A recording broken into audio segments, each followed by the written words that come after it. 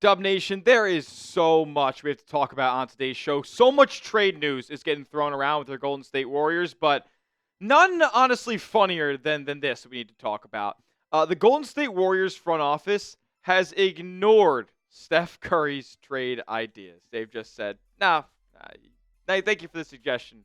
We'll pass, though. We're going to break that down on today's show. We'll also talk about a big Jonathan Kuminga trade update from Anthony Slater over at ESPN. Kuminga's injured right now. What does that mean for his trade prospects here over the next week and a half? And then the Warriors could potentially be eyeing Miles Bridges.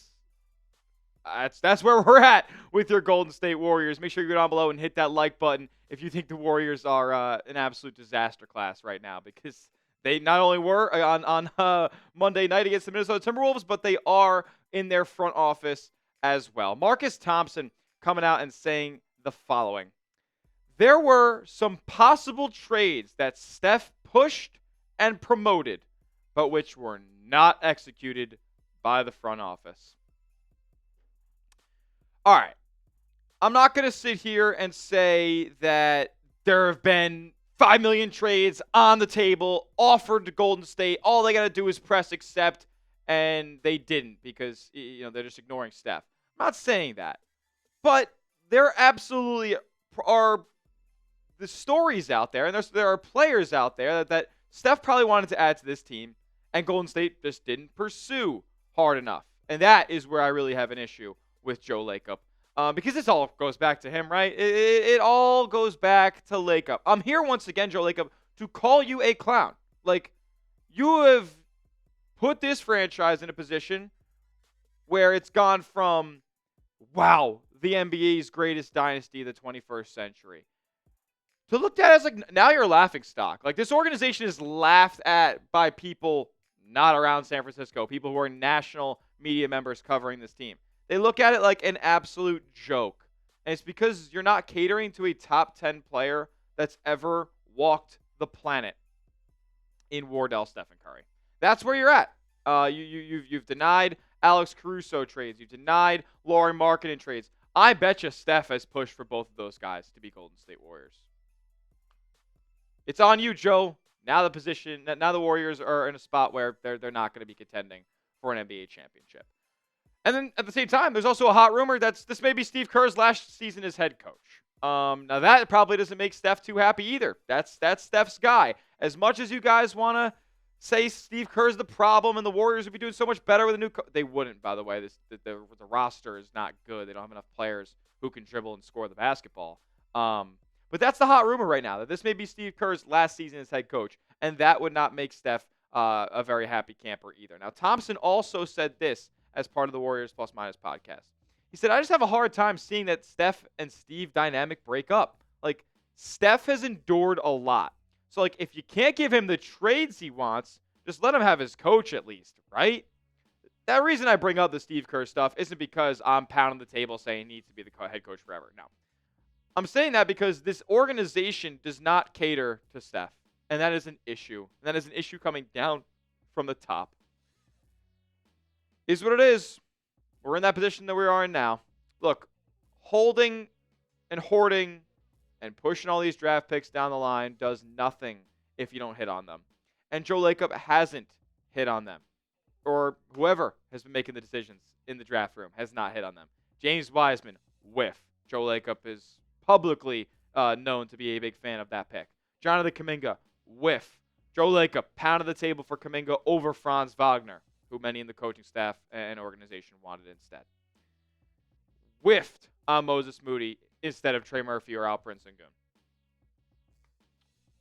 Whiffed on Patrick Baldwin in the first round. Like this is, it's too many times now. Like I don't care how many draft picks you have in the treasure chest if you're not even going to hit on them when they come around. Like, it makes no sense to me. And that's where we are right now. You've passed up on trades because you don't want to give too much draft capital away, and then you miss on those draft picks. And now the Warriors are a fringe playoff team with nobody else but Steph to carry them to wins because Jimmy Butler is now hurt. The one player who you decided to upgrade the roster with, he's out. So where do you have else to turn? nowhere. Nowhere. There's no Peyton Watson coming up through the Warriors bench like the Denver Nuggets have. Like, see, Jokic gets hurt, and then a guy comes out of the woodworks and he starts putting together 25, 30-point outings. The Warriors don't have any of those guys. They don't have the Pods ain't coming around now dropping 30-point triple-doubles. All right? It's just not happening. So, you made your bed, Joe Lacob. Now you're laying it. Now let's talk about some Jonathan Kuminga stuff here. Evan Siddery did say that the Lakers and the Warriors have conducted brief trade discussions involving Jonathan Kuminga. Los Angeles appears willing to offer the expiring contracts of Gabe Vincent and Maxi Kleber alongside a 2032 second-round pick. Golden State's not showing any legit interest. And why should they? I mean, at that point, you just keep Jonathan Kuminga, right? You're seriously telling me they don't even have Rui on the block?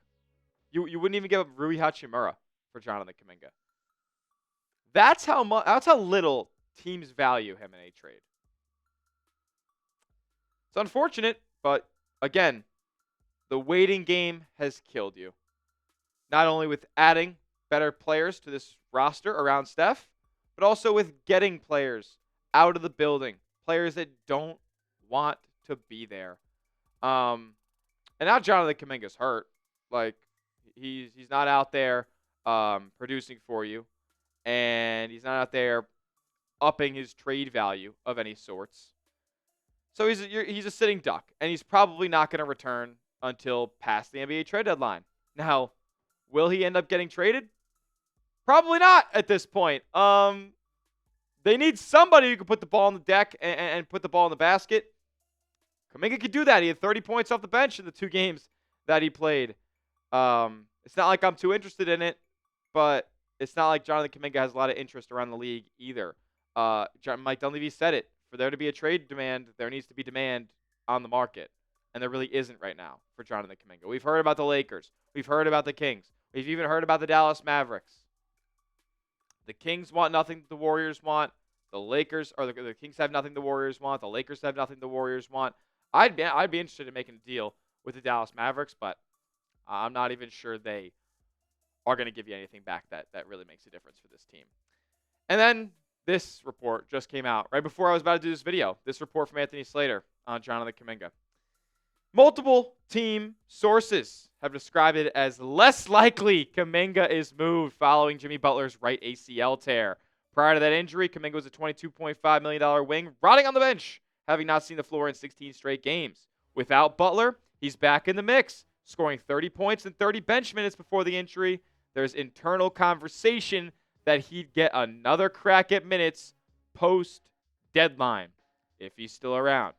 That has yet to be determined, though.